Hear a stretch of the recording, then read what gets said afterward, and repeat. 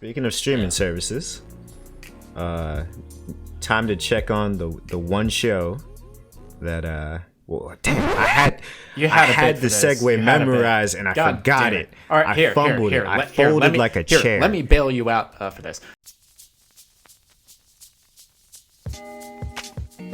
Hello, everybody, and welcome to the Afternoon Tune. I'm your host, Josh, and with me are my two co-hosts. It's your boy, Chayse. And it's your boy, Nick.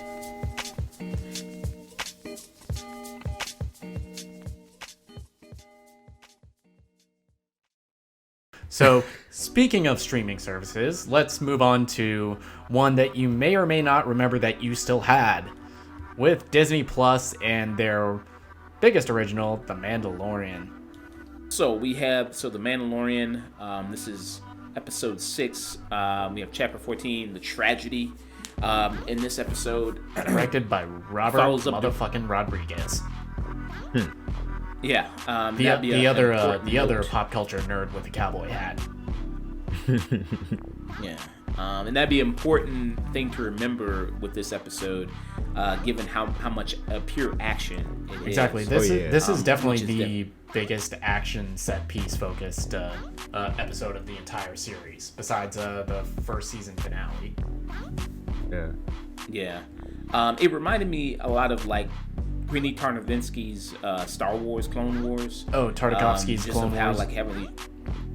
Yeah, it just had those short little segments because the episodes were only like 15 minutes. Yeah, long. It was like 5 to 15 minute runtime for each part of Tartakovsky's Clone Wars. Yeah, but they're dense episodes, kind of like this episode. Yeah, this episode has a lot going on. Starting with, you guys want to take it or shall I? Sure, you go. Yeah, you go ahead. So one of my biggest complaints with Star Wars and with Mandalorians in general is all of the love for a character like Boba Fett. A character who literally did nothing in the original trilogy besides stand around, look cool, and went out like a bitch. And it took us 30 years, but god damn, we finally get to see the Boba Fett as a badass. We finally get to see what people love about this character. Yeah, I was almost on the hype train, because I haven't read any of the comics aside from like basic skims. And like synopsises maybe. Yeah, everything I know about Boba Fett I read about in the Legends series that is no longer canon. So it's just like I don't get the hype. And like I remember the video game Jango Fett was Bounty Hunter. I was just like, that's his dad. He's a badass, but like why do you care about Boba? Ain't canon. His son kind of sucks in the movies. Yeah, and what little we've seen of him, but now we get like his biggest action set piece, and it's cool to see Temuera Morrison reprise that role from Attack of the Clones as Jango, and you get to see like his interaction with Din Djarin, and how that's my armor, motherfucker. And you get another character that we thought was dead that I feel like I was disappointed that it looked like wasn't coming back in Ming-Na Wen. For some reason I had a feeling she wasn't dead for some reason. I just feel like, she's such, a big time actress, very good. Very good relationship with Disney from her time on Agents of S.H.I.E.L.D. It doesn't make sense to have her, that big an actress, appear and just kill her off after one episode. I mean, like I said about this show last week, this isn't Game of Thrones. They're not killing your favorite characters left and right. Yeah, and I think they do a decent job with when they do come back to certain characters. And I think this is one of them. Yeah, she's a better character here than she was in her first appearance, because the first appearance she was kind of a little mustache twirly. She like didn't have a lot going on, but here, just with like her interaction with Boba and kind of that Mandalorian honor system, she's a character that gets a lot more depth, and so does Boba. especially given how this episode progresses and how it ends. Yeah. I like this episode a lot. Yeah, this is for- it took us almost like 4 episodes for this show to for this season to finally turn around and start getting interesting, start setting up stakes for what will affect the rest of the season and hopefully the whole series. Yeah. With this episode, you get the end game pretty much clear. Yeah, it's now. Yeah, the end game is Din Djarin assembling his own little Suicide Squad. Yeah.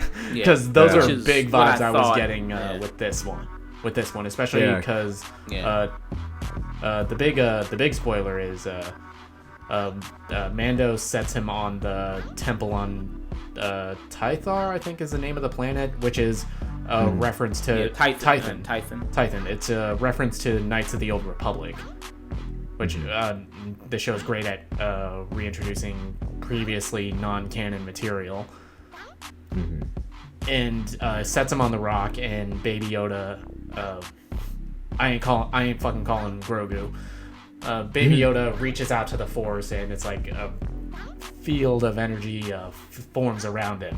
And I like the running gag of him trying to, all right, buddy, we gotta go, and the Force just knocks him back. So I liked it the first 2 times, and I kind of wish they cut the middle one when I went back to it, because I don't know, it kind of got a little bit too repetitive for me. That was the only thing I could nitpick from it. It got a little repetitive, but it was also because because Mando is not a character that really understands the Force or how it works. Because even like the early interaction with them on the ship and them playing with the little ball, it was like, yeah, kid, I can't train you. I don't understand you. And speaking of that, so I do think, along with setting up the endgame, I think they pretty much foreshadowed that Mando is going to teach Baby Yoda. And I'm not using either of their government names. I love their nicknames so much better. And the reason why I say this also, and this kind of ties back into the holiday special, when Rey is going through the time portal and one of the portals takes her to Mando and Baby Yoda, I think that was a very soft foreshadow to Mando kind of assuming the role of teaching Grogu. Baby Yoda. Right. Yeah. I mean, but he can't teach him anything. Well, I mean, he can guide him. That's the thing. Like it's one of those things where like he can't, like, you know how some teachers, they can't necessarily do the thing that they're teaching you, but they can show you. They can show you the way. Yeah. So, and I think that he's gonna be more of like a moral compass for his, rather than a more direct trainer, you know. Right. But I think it was nice to see the beginning of the episode, him calling him his name, and just have their little father-son bonding moment between the two of them. That was actually really nice. Yeah, that was really cute.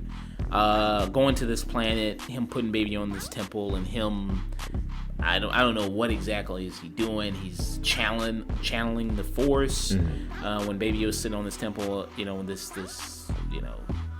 at the point of this mountain, and does the whole Jedi pose where the legs are crossed, and the fingers are all kind of doing that, the perfect kind of Yoda Jedi pose there.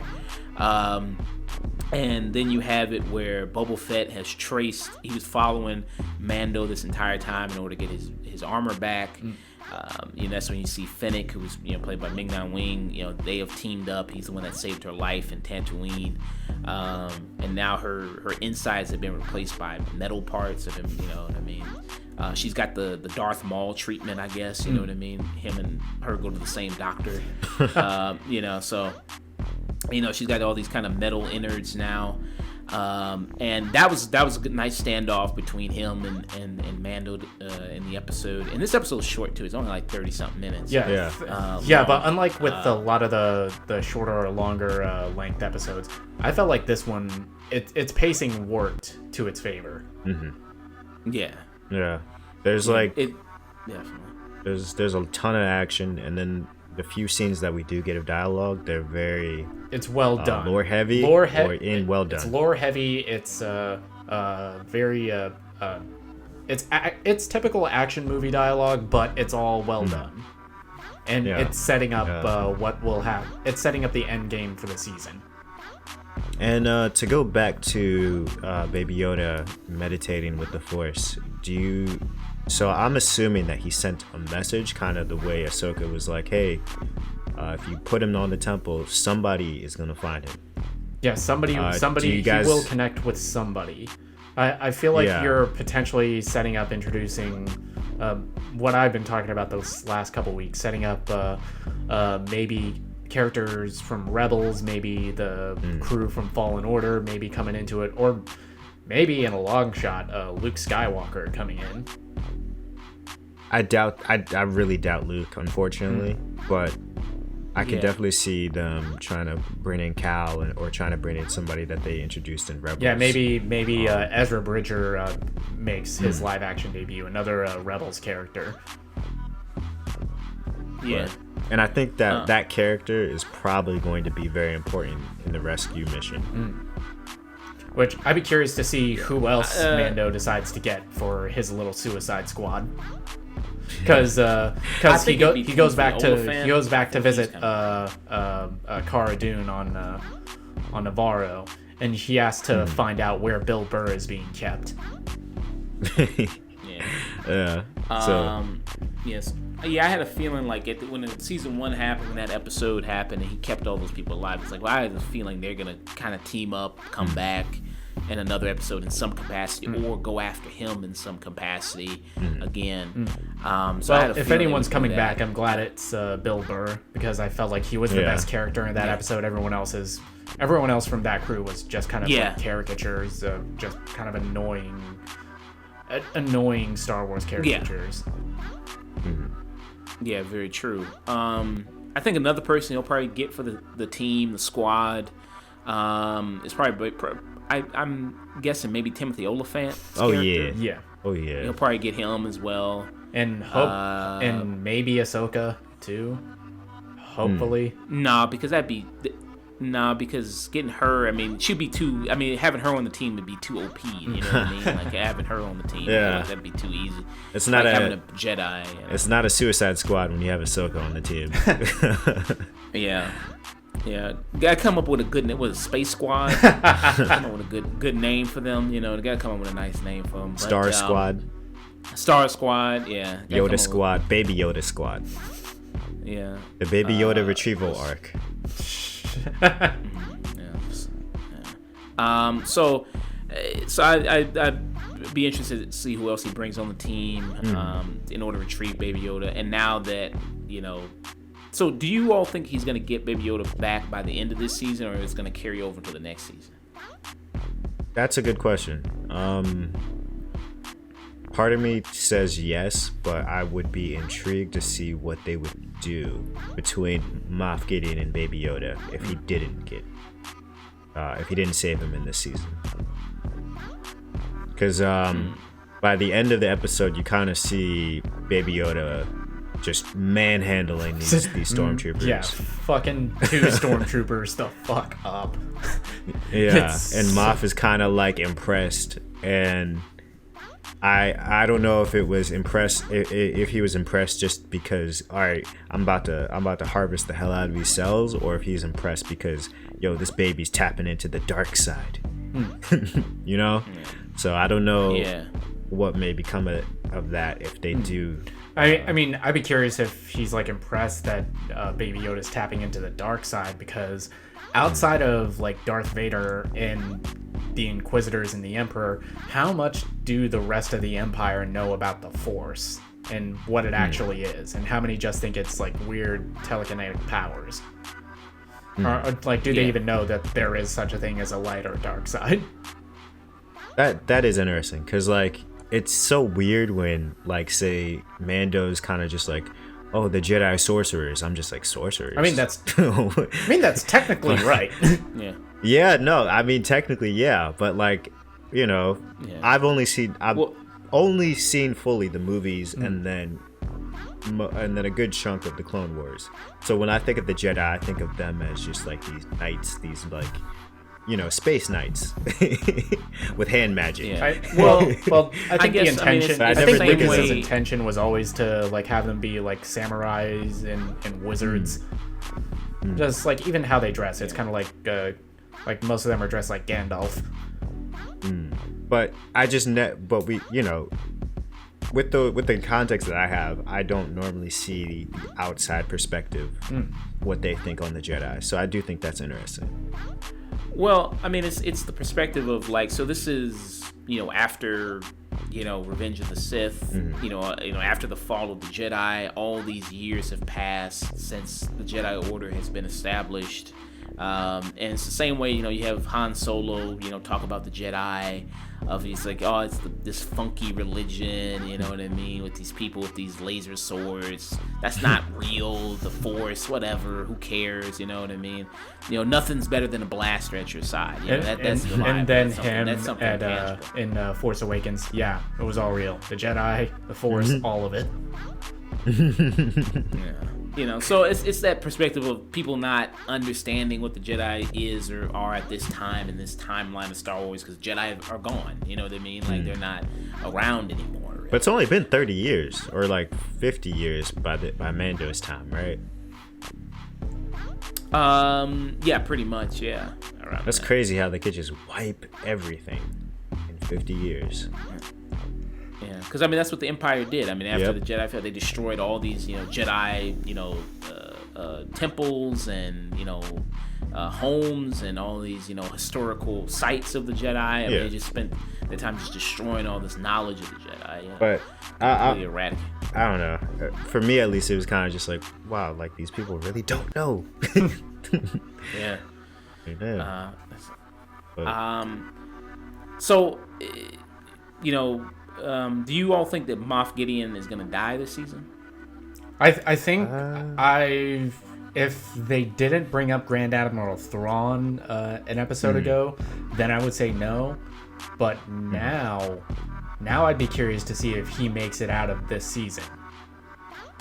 Yeah, I could see. I don't want them to kill him off this season, primarily because I feel like he just hasn't done enough.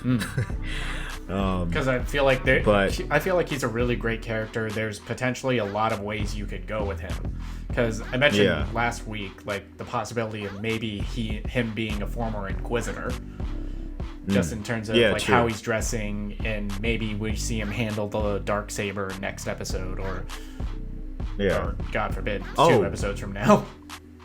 Speaking of the Darksaber, you think Bo-Katan might join the Suicide Squad? The Star Squad? I feel like it. I feel like Mando would try to reach out to Bo-Katan because she's also after Gideon, and it makes sense for them to.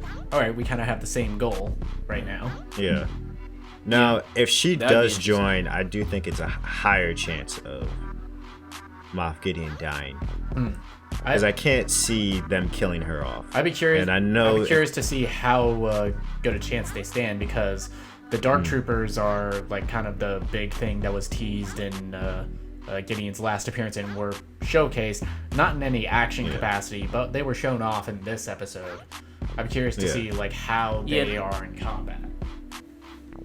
So they're not actual people. They're like these. They're upgraded battle Ultron, droids. cyborg. Yeah. Like Iron Giant looking robots. They're what the battle Not droids actual should have people. been. They're not like scrawny little stick things. Just Roger. Yeah. Yeah, and they just yank up Baby Yoda and just fly out of there. You know what I mean? Just yank him Yeah. up. Baby Yoda And didn't even fly try out. to like fight him. He was just like, He all was right. napping. It's like, these force powers. I'm Yank so them. tired. Yeah, and then the Empire, they come because, as we learned a couple episodes ago, they had placed a tracker on Mando's ship, the Razor Crest, and farewell Razor Crest, R.I.P. You know what I mean? Like that ship. Yeah. I like that name too for the ship, Razor Crest. I thought that was a good name for a ship. Yeah. And they just destroyed it, blew it up. So it'd be interesting to see what they do. I said, like Nick said, I think they really. I think it was a rocky start. The beginning of the season, the first few episodes. Yeah, the first 2 episodes were definitely a little rocky, but now I feel like the show has finally found its footing. Yeah, I think it's really picked up. I think ever since kind of what was the episode? What episode number was that? Where they met Bo-Katan? What was that, 5? That was 4. 4, right? 4. Yeah, 4. Because 5 was when they met Ahsoka. So I think after 4 and on, I think they've really found their footing, and I think they've done pretty good so far in turning this season around and making it a solid season. And it's always good to not know what you're gonna get next, because they don't show previews at all for the next episode. So it's a complete surprise always of what you're gonna get, what to expect for it, which is I can't even imagine how they would do the previews for the show, because a lot of times the spoilerish character like Boba Fett or Ahsoka or Bo-Katan, they are they're heavily in the episode. Yeah, I don't feel like the episodes would work as well if you could do previews, because a lot of the fun is getting to the episode and seeing characters like Bo-Katan make her live action debut, like Boba Fett finally be cool, like Ahsoka getting her introduction. I feel like it wouldn't work as well if you had previews, because the surprise isn't there anymore. Yeah. Yeah. Maybe if they did it like how they did Mad Men previews, maybe that would work. Have you ever seen the previews for Mad Men at all? Every time they would show new episodes for that? That was another show that I never got to see while it was airing. Oh, okay. Well, for anybody who knows or doesn't know, so when AMC, whenever they would show a preview for the next Mad Men episode, it'd be totally the most out of context, random snippets of these people just looking up in the air, just saying, what, where? Oh, I can't believe this. I'm done. And it's I'm over this. And it'd be all these random kind of people saying these things, and you had no idea what was going to happen next episode. And Matthew Weiner, who is the showrunner for the show, he said that I did that intentionally, because it was I didn't want people to, the next episode to be spoiled for them. But I think, Mandalorian as is with no previews is very good. You know what I mean? Very, very good. I mean, you're just coming in with just surprised every single week about what to see, who's going to pop in, which makes it even better, I think. Yeah, which is the complete opposite of One Piece, where they tell you everything that's about to happen in the next episode, including in the title. So any rating for this episode? I give it a 9. Yeah, same here. The last 3 episodes have been straight 9 for me. Well, last 3-4 episodes have been straight 9. Ever since Bo-Katan's introduction, ever since her episode, this show's been knocking it out of the park. Yeah, just a good time. Yeah. I will also give it a 9. Beating the shit out of stormtroopers is just endlessly fun. I mean, they're like action figures. I mean, you can just smash them up against each other and throw them against the wall. Oh yeah, and the great thing about the show is the sound design with how they beat up the troopers, because this is very much a PG-13 show, but the sound design, it's putting a much more gruesome picture in your head about how these stormtroopers are getting it. Yeah, the way when Boba Fett pulls out, I can't remember the spear name. It's Tusken something. Yeah, it's But when he pulls out that spear, and he's smashing people in the head and stabbing them in the chest, you feel that. Yeah, you hear every crunch. You hear everything. Yeah. I mean, that was exciting to watch. I mean, that whole sequence. Yeah. I mean, this is probably the best action-oriented episode they've ever done. I would say maybe even better than the last episode with Ahsoka Tano. I think this is probably the best live-action episode. Just the way it was shot, the way it was done, the sound effects, as you mentioned, the choreography was really good. Hey, Robert Rodriguez has been around action like a majority of his career. He knows what he's doing as far as filming that. Yeah. Even in like a CG heavy stuff like Alita Battle Angel, the action really was like well choreographed, well shot. The sound was on point. And he's got another action epic on the way. We Can Be Heroes. Motherfucker, you do not get to put the words action epic on the Shark Boy and Lava Girl sequel. You know what I mean? Shark Boy and Lava Girl is what, you know, that's kind of that was kind of growing up. That was modern day Citizen Kane. It was genius. I mean, how could you top the brilliance of Shark Boy and Lava Girl? If you're 10 years old, I mean, you know what I mean? I mean, superheroes fighting thumbs. It has so much to say about our society. The layers. I mean, it was dreams do come true. Nah, fuck that movie. It gave Taylor Lautner a career. Yeah. You know, Shark Boy and Lava Girl was our, you know, Goldfinger. All right, people.